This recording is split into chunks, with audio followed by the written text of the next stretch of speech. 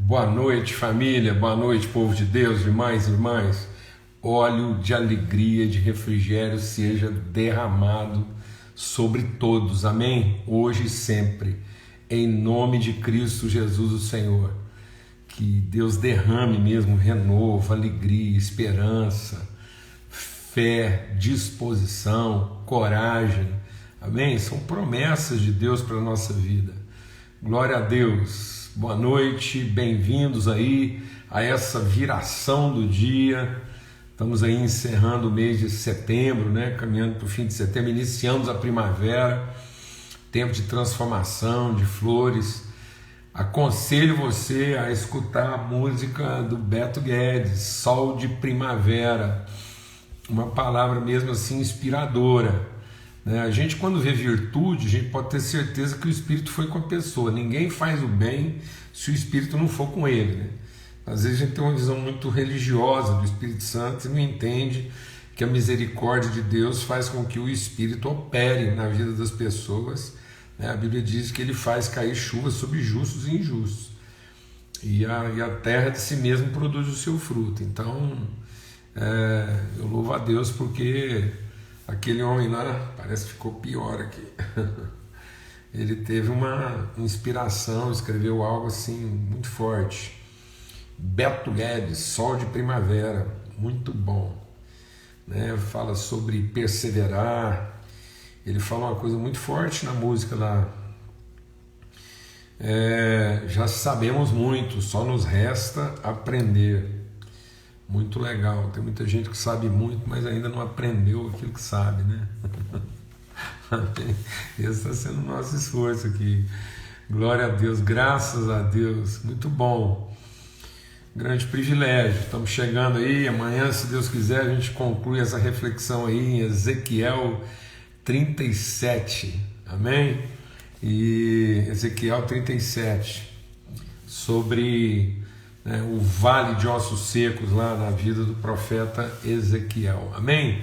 Vamos ter uma palavra de oração em nome de Cristo Jesus, fazer aquietar a nossa alma, nosso coração e ouvirmos de Deus. Pai, muito obrigado, obrigado pelo teu amor, tua presença, Espírito do Deus vivo. Nós queremos aqui fazer sossegar nossa alma, silenciar nossa alma, para ouvirmos do Senhor, Pai, para aprendermos de Ti, para receber medida mesmo, porção de palavra vindo da Tua mão, Senhor, em nome de Cristo Jesus, o Senhor, em nome de Cristo Jesus, para que a gente não ame apenas de palavra, mas por obra e em verdade, no nome de Cristo Jesus, amém e amém, graças a Deus. Então, a gente está meditando aqui, essa vivência é muito mais do que uma visão.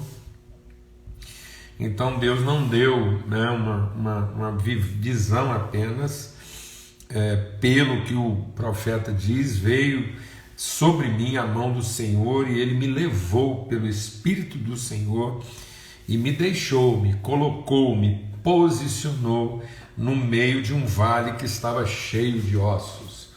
Amados, a palavra de Deus diz assim: não tenha expectativas do mundo, não espere.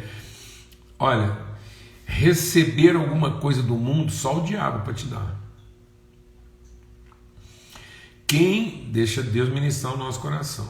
Quem nos deu uma visão de mundo para gerar em nós uma expectativa do que a gente pode receber desse mundo foi o diabo. O diabo colocou Jesus numa posição e mostrou todos os reinos do mundo e falou: eu posso te dar isso. Deus não nos colocou no mundo para que a gente recebesse alguma coisa desse mundo. Deus nos coloca no meio do mundo para que nós possamos materializar, manifestar as virtudes daquele que nos chamou, que nos vocacionou para a vida. Então nós temos que ter uma consciência do que nós temos para materializar, para oferecer. Amém? Então ele colocou lá no meio do vale e disse: olha, aqui está cheio de osso, aqui é um deserto. Então, nós não estamos aqui para colher no mundo, nós estamos aqui para semear e frutificar. Então essa foi a palavra de Deus para o homem: enchei a terra, frutificar. Não é encha-se da terra, não é receba do mundo que o mundo tem para oferecer, mas encha o mundo com aquilo que você tem para oferecer. Deus nos abençoou para encher o mundo, encher a terra com aquilo que nós temos para oferecer, e não para nos enchermos. Então Deus nos abençoou para que eu possa encher a terra com o que nós temos para oferecer.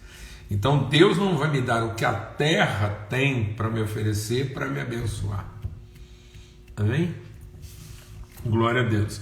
E aí Jesus, para não deixar dúvida que a chapa estava quente, falou assim: ó, esse mundo jaz no maligno, nesse mundo tereis aflições. Então, amém? Então nós estamos no meio de um vale de ossos secos, nós estamos no meio de um deserto para torná-lo jardim. E ele me fez andar ao redor deles, eu pude ver que eram numerosos, né, na superfície do vale, e a coisa estava ainda mais grave do que quando eu cheguei.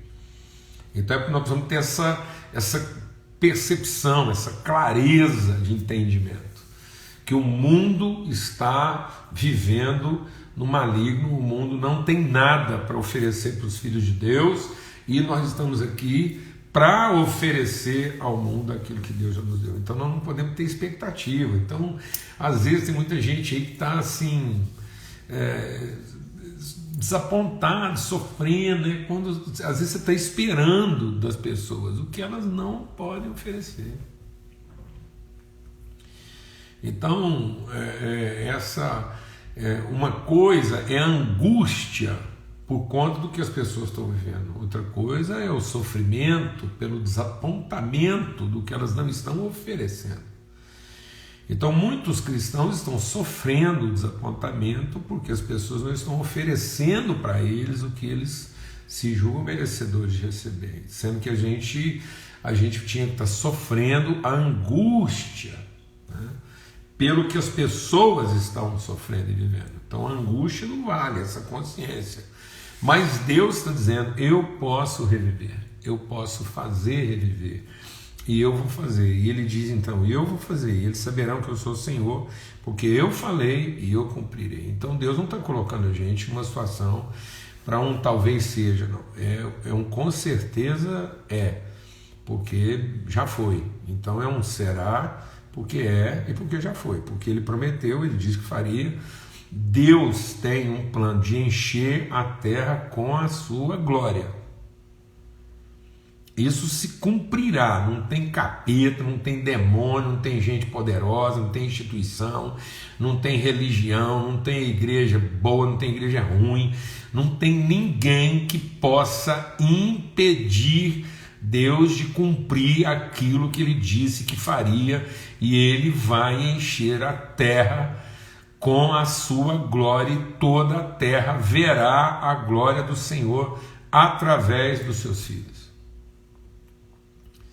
Isso é promessa de Deus. Não tem, pode achar ruim, pode achar bom, concordar, demônio, religião, não tem religião, não tem líder bom, líder ruim, não tem ninguém que vai impedir, que vai comprometer isso. Amém? Aquele que começou vai terminar, e ele disse lá: nenhum, não é alguns, ou a maioria, é nenhum dos seus planos será frustrado. E ele falou que vai reviver, ele vai encher a terra com sua glória. Ele prometeu isso para o filho dele, de modo que Cristo não ofereceu a sua vida em vão. É uma palavra lá entre pai e filho, e o sacrifício de Jesus, a morte de Jesus, não foi em vão. Ele glorificou o Pai, e agora o Pai vai glorificar o Filho, fazendo com que ele seja levantado em glória, e toda a terra verá a glória do unigênito de Deus. E o seu corpo glorificado, a igreja. Então, quando Cristo diz: eu estou levantando, eu estou edificando a minha igreja, e o final de tudo é essa igreja limpa, gloriosa, sem mancha, sem mácula. Então, em vez de a gente ficar ansioso em relação à igreja, frustrado em relação à igreja, com expectativas de como é que a igreja tinha que ser, a gente tinha que estar dedicado em ser a igreja que nós podemos ser, e não ter a igreja que nós gostaríamos de ter. Deixa Deus ministrar o nosso coração, amados. O nosso esforço aqui é para que você seja a igreja que você pode ser. E não para garantir a você que você tenha a igreja que você gostaria de ter. Desencana. Deus não te prometeu que você teria a igreja que você gostaria de ter. Deus prometeu que você será a igreja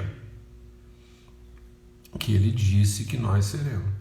Então nós vamos ser essa igreja.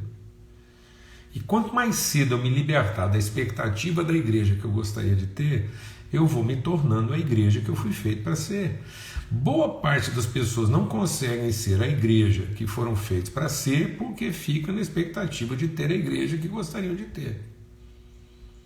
Desencana, meu irmão.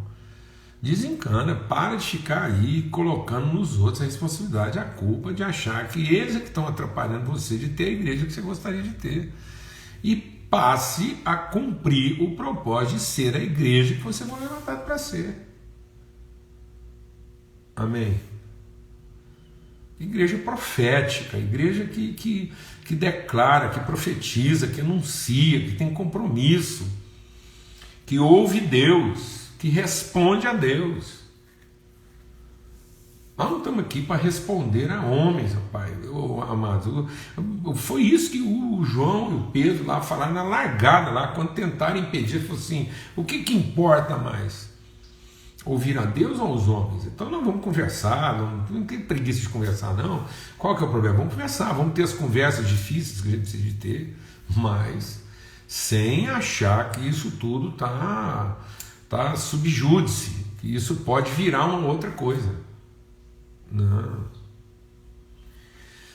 Eu fico assim, a gente tem que ter misericórdia daqueles que estão vivendo a vida nessa ansiedade, nesse tormento de que a igreja a qualquer momento pode se tornar outra coisa, de jeito nenhum. Só se não for a igreja de Jesus Cristo, aí também, né? Aí cada um pode ter a igreja que quiser, né, mano? Também tem outra coisa. Então Jesus está dizendo que ele está edificando a dele. Agora cada um também quiser edificar a sua, aí está por conta. Aí quem estiver edificando a sua igreja e quer viver esse lugar de amargura, aí, essa coisa assim instável, incerta, aí também está por conta. Aí eu vou te falar. Amém? Em nome de Cristo Jesus, o Senhor. Então ele prometeu, ele está fazendo. Aí ele começa a formar essa igreja. E como é que essa igreja, esse povo vivificado, esse povo revivido, né? Esse povo formado a partir do movimento de Deus, então Deus faz um movimento e monta e forma esse povo para enchê-lo com o seu espírito. Então como é que esse povo é formado? Ele é um povo formado de diferença, ele já começa daí. Então muitas igrejas, tem igreja para todo gosto, porque também cada um tem a igreja que quiser ter. Agora, o que é a igreja que a gente gostaria de ter? A igreja dos iguais, né? A igreja dos subservientes, a igreja dos que não pensam, a igreja dos descerebrados, a igreja dos compráveis, a igreja dos mercenários, a igreja dos que querem, porque acham que a piedade é fonte de lucro, ou querem se enriquecer através de... mas aí também tem gosto para tudo, então também aí... Nós não vamos estressar por causa disso. Não vamos ficar ofendidos por causa disso. A gente fica triste. Mas a tristeza de quem continua no propósito, na esperança de revelar a igreja que nós fomos feitos para ser. Sem mágoa, sem ressentimento, sem vitimismo, sem desapontamento. Amém? Então essa igreja, primeiro, ela é formada de diferentes. Diferentes. Não é uma igreja formada de iguais. Não é uma igreja para produzir conforto. Não é uma igreja que privilegia o prazer, a comodidade. Não é a igreja das conformidades. É a igreja multiforme, gloriosa, com nuances, com extremos, com distinções, com peculiaridades, com singularidades. Estão perguntando aí das doutrinas das igrejas. É o que eu estou falando, mano. Tem cada um Se cada ser humano quiser criar a sua própria igreja, cria. A doutrina dos apóstolos é muito simples, amado. É amor, é fé e esperança. O amor se traduz em renúncia, a fé se traduz em trabalho e a esperança se traduz em comunhão. É uma doutrina simples. Amor, graça e comunhão. Então a gente ama, entrega tudo que a gente é. A gente foi salvo pela graça, então a gente trabalha, porque a nossa oferta é espontânea. E nossos pecados foram perdoados, nós temos esperança, então a gente vive em comunhão. Então é o amor do Pai, a graça do Filho e a comunhão do Espírito Santo. Muito simples. Muito simples. Viver em comunhão, comunidade. Onde estiverem 2 ou 3, a gente ouve Deus, não há patrulhamento, não há controle disso. Amém?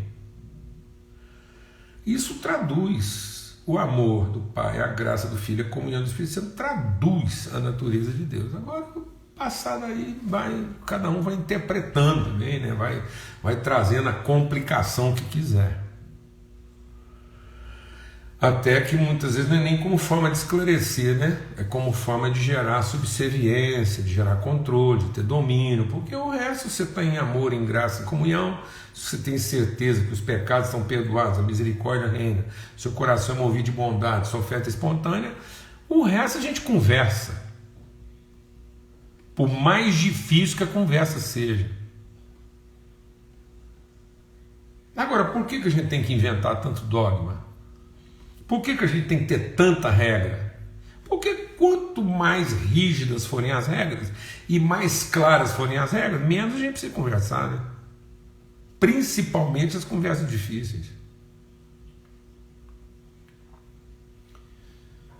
Porque quanto mais detalhado o regulamento, tanto mais frágil o relacionamento. Porque para relacionamentos fracos, leis fortes. Para leis fortes, relacionamentos fracos. Então, se a gente estivesse indo da lei para a graça, a gente estava investindo nas relações. Investindo nas relações, a gente ia poder conversar sobre tudo, ter as conversas difíceis que a gente precisava ter. Isso não ia ferir a comunhão, Deus ia esclarecer na conversa. A gente iria praticar a graça, porque nada impedia a gente continuar trabalhando e vamos viver em amor, abençoando uns aos outros e usando a nossa fé para fortalecer uns aos outros. Agora, se tudo que a gente quer é proteção, é sossego, é conformidade, então tira a dificuldade do relacionamento, as tensões próprias do relacionamento, que é o osso diferente do osso, e aí tem que ter tendão, porque vai ser tenso, tem que ter nervo, porque vai ser nervoso, e troca isso por quê? Regra, lei, dogma, doutrinas de homens, ensino de demônios, que nos afastam do quê? Do amor simples, que é o que Paulo falou. Muitos dos líderes se afastaram do amor simples e se meteram em doutrinas complicadas que nem eles mesmo entendem aquilo que eles estão falando. E afirmam aquilo com tanta segurança, por quê? Porque é a forma que tem de controlar todo mundo. Porque já que os relacionamentos não valem uma pipoca, porque ninguém tem compromisso uns com os outros, tem compromisso com a própria comodidade, então vamos substituir relacionamentos fortes que aguentam conversas difíceis por regulamentos claros e rígidos que evitam qualquer tipo de conversa. Amém, irmãos? E vamos continuar sendo menino, trocando serviço por benefício. Uma relação de causa e efeito. Então, Deus está dizendo que não é assim. Ele está dizendo, olha, eu vou juntar diferentes, vai ser tenso, porque são diferentes, vai ter choque, vai ter uma movimentação danada aí já. E é o seguinte, mas para a coisa funcionar, nós vamos ter que ter nervos e tendões. Vamos ter que ter ligações fortes. Então invistam nas ligações. Não invistam nas regulações, invistam nas relações. invisto nas ligações. Então, todo o corpo bem ajustado pelo auxílio de toda a junta e ligadura, segundo a justa operação de cada parte. Então, não é uma massa, não é um bolo, não. É cada parte com a sua característica, com o seu tamanho próprio, de modo que a falangeta não tem que ter ciúme da falange.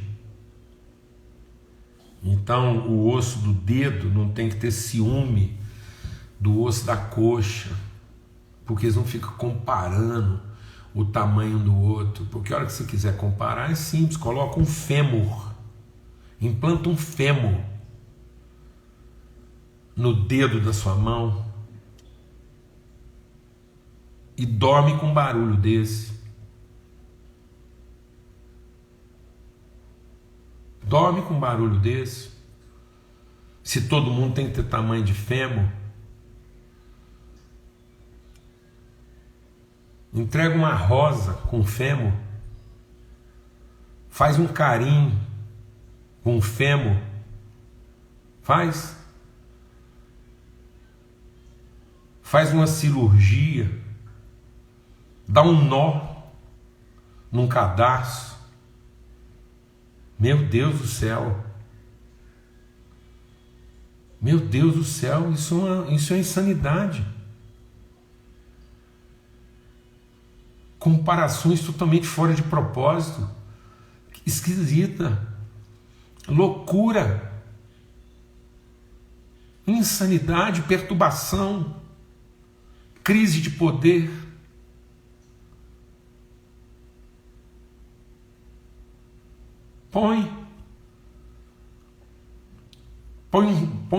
Faz uma coroa de fêmur na boca. Meu Deus, meu Deus, somos tão diferentes, tão peculiares, tão belos na nossa singeleza, tão belos na nossa singeleza, na nossa singularidade, cada parte com um propósito claro e definido, para operarmos juntos, para colocar nossa fé em favor uns dos outros, para entendermos a plenitude do que é ser todo, entendermos o desafio da superação, do transtorno, da transgressão em favor da verdade, não da delinquência. O corpo, cada parte, e por isso mesmo bem ligados, juntos, para que a gente possa aguentar o esforço que isso significa, a tensão que isso representa, viver essa vida nervosa como ela tem que ser vivida. Em nome de Cristo Jesus. Podemos ser estirados, esticados, em nome de Cristo Jesus, correr a carreira que nos está proposta, tendo essa conjuntura, esse conjunto maravilhoso, bem exercitado. E aí sobre os ossos ele colocou, tão diferentes, exatamente por isso ele colocou nervos e tendões, como está dizendo aqui, e eu farei, depois ele fez crescer carne sobre vocês. Ele fez crescer carne. Eu queria ler o que Jesus chama de carne, né? O que é essa carne? Ele diz assim, ó, lá no Evangelho de João, no capítulo 6, né, a partir do verso 53, Jesus diz assim, ó, em verdade lhes digo que se vocês não comerem a carne do Filho do Homem, não beberem o seu sangue, não terão vida em vocês mesmos. Quem come a minha carne e bebe o meu sangue tem a vida eterna, e eu ressuscitarei no último dia, pois a minha carne é verdadeira comida e o meu sangue é verdadeira bebida. Assim, quem come da minha carne e bebe do meu sangue permanece em mim e eu permaneço nele. Assim como o Pai que vive me enviou, igualmente eu vivo por causa do Pai. Também quem de mim se alimenta viverá por mim. Esse é o pão que desce do céu. Em nada é semelhante àquele que os pais de vocês comeram e mesmo assim morreram. Quem comer esse pão viverá eternamente. Assim como o Pai me enviou, eu estou enviando vocês. E o Verbo se fez carne e habitou entre nós e vimos a sua glória. O que quer dizer carne, amado? Quer dizer as várias formas com que nós materializamos o amor que nós confessamos, de modo que a gente não ama de palavra apenas, mas a gente ama de fato e de verdade.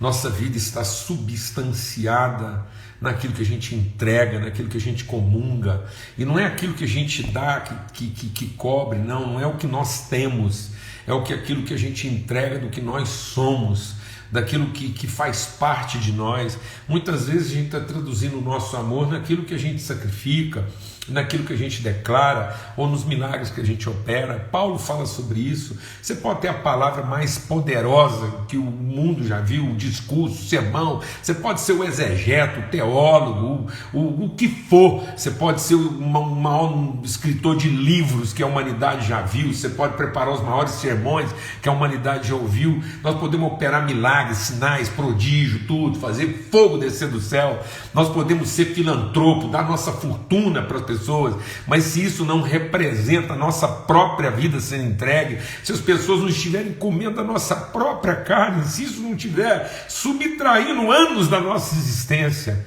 então ainda não é amor.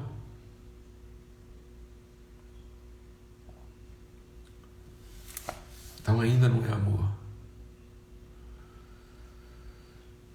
Amados, amor não é aquilo que vai nos proteger, amor é aquilo do que nós vamos morrer.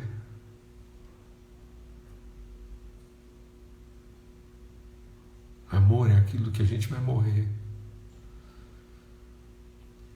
De modo que a gente vai entregar nossa própria carne para ser comida. É isso que Jesus está dizendo. Assim como o Pai o enviou, Ele também está nos enviando. De modo que quando a gente chegar para uma pessoa, a gente possa dizer: esse é meu corpo que é oferecido por amor a você. E você só vai ter parte comigo quando você comer de mim. Porque quando a gente comer um do outro, então a gente vai viver um do outro. E a gente vai viver um no outro. Então, toda a nossa palavra tem que se transformar em carne. É isso que Deus está dizendo. Ele está dizendo que Ele nos cobriu, Ele nos revestiu da substância que nós vamos entregar. Então ele pegou o osso, que é a nossa estrutura, ele colocou, então nós estamos, os ossos são nossa estrutura de construção, de sustentação, os tendões e nervos são nossas estruturas de movimento, e a carne é a substância com a qual nós vamos alimentar a vida das pessoas, de modo que o Evangelho em nós está substanciado. Ele não está descrito em 5 pontos, ele não está pregado em mensagens, ele não está representado. Nosso Evangelho não está representado em donativos, ele não está representado em mensagens. E o nosso Evangelho também ele não está simplesmente representado em milagres poderosos, sinais, não.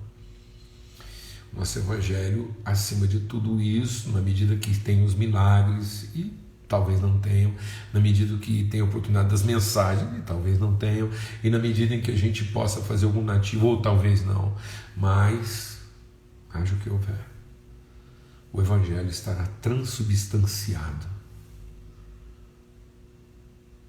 na nossa própria vida, na nossa própria entrega, como se as pessoas comessem da nossa própria carne. Como se, com o passar do tempo, a nossa vida fosse sendo significada totalmente nos outros. Existe um dilema, né? Na ceia lá, porque a igreja romana ela acredita na transubstanciação. Presta atenção que a gente vai compartilhar aqui, que é um assunto meio complexo, polêmico. Eu podia evitar falar desse negócio aqui, mas não tem jeito. Então, a Igreja Romana, ela entende que no momento da ceia, o próprio Jesus se transubstancia lá naquele pedaço de pão, de modo que quando eu estou comendo aquele pão, eu estou comendo mesmo, é como se eu estivesse comendo uma parte, né, de Jesus. Sendo que, na verdade, e depois existe um outro segmento que é uma co-substanciação. Então é como se ali na bandeja ele não é Cristo, mas quando eu tomo e como, e aí ele acontece, né? É uma co-substanciação, né, quando eu tenho contato com ele.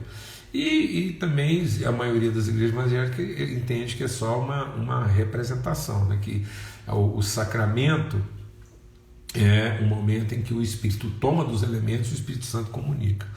E com isso a gente acabou não refletindo sobre o desafio de que o Cristo, não é Jesus, o Cristo, a pessoa Cristo, ou a pessoa que Jesus veio revelar, o Filho de Deus, o Cristo de Deus, o homem todo cheio do Espírito Santo e todo voltado para amar seu irmão e dar a vida em favor dos seus irmãos. Cristo é transubstanciado através da igreja. Então, quando a igreja ela se une a Jesus no sacrifício da própria vida, como Paulo diz, eu sofro no meu corpo eu sofro as dores que Cristo deixou para que eu sofresse, para que eu completasse, para que Jesus, em sofrendo todas as dores dele, deixasse as minhas para eu sofrer. Ele levou os meus pecados, mas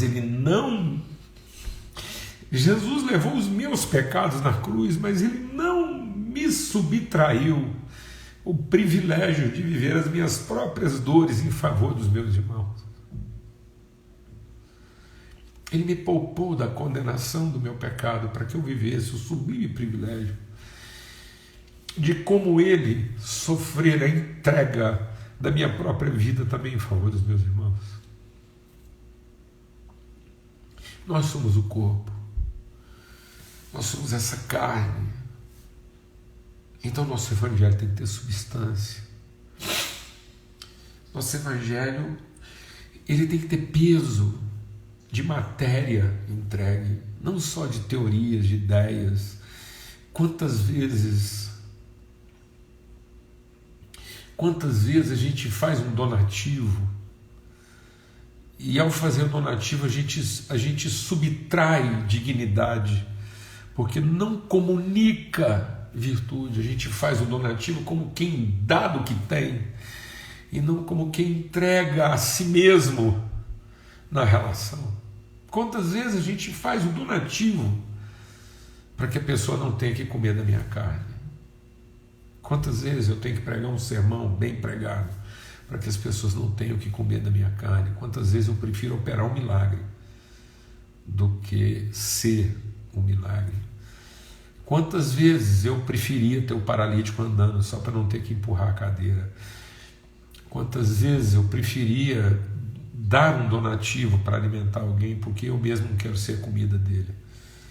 Quantas vezes eu tenho que pregar mensagens eloquentes e exuberantes para manter as pessoas longe de mim? Amém, meus irmãos? Ele nos deu carne, ele nos substanciou, ele deu materialidade, ele nos vestiu de oferta, ele nos fez alimento para as pessoas. Amém? Em nome de Cristo Jesus, Senhor. Até amanhã, se Deus quiser, a gente vai estar concluindo essa reflexão aqui. Em nome de Cristo Jesus, o Senhor. O Verbo se fez carne, habitou entre nós e nós vimos a sua glória, glória como do unigênito do Pai, que veio para ser primeiro entre muitos irmãos. Que o amor de Deus o Pai, a graça bendita do seu Filho Cristo Jesus, a comunhão do Espírito Santo, seja sobre todos, em todos e através de todos, hoje e sempre. Amém. Até amanhã, se Deus quiser. Forte abraço.